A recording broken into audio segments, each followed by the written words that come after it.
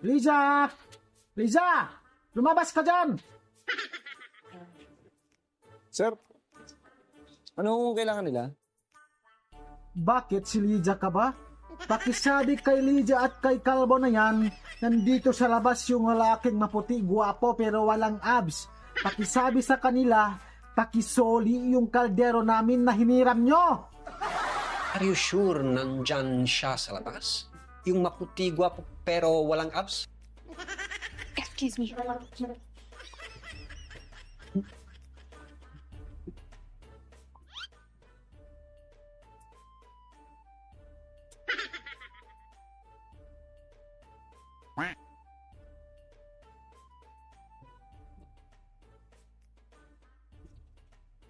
Yes, siya nga.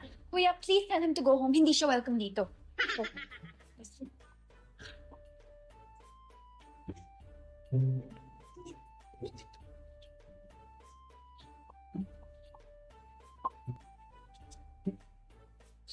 Sir, Sabihin mo sa kanya, hindi ako aalis dito hanggat hindi niya ako kakausapin. Sabihin mo kay Liza, pag hindi niya maibalik ngayon sa akin yung kaldero ko, ipapabarangay ko siya. Kuya, pakisabi kay senyor, kahit magtagal siya dyan sa labas ng mahabang panahon, wala siyang mapapala.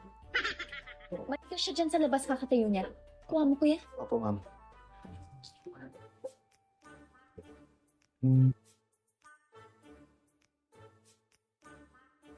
Liza! Hindi ako aalis dito hanggat hindi niyo maibalik sa akin yung kaldero ko. Sir, sabi ko ni ma'am, umalis na raw kayo. Sabi, Security guard ko ako rito, hindi ako messenger. aba, nambong-nambong ka pa nang sa ako ha.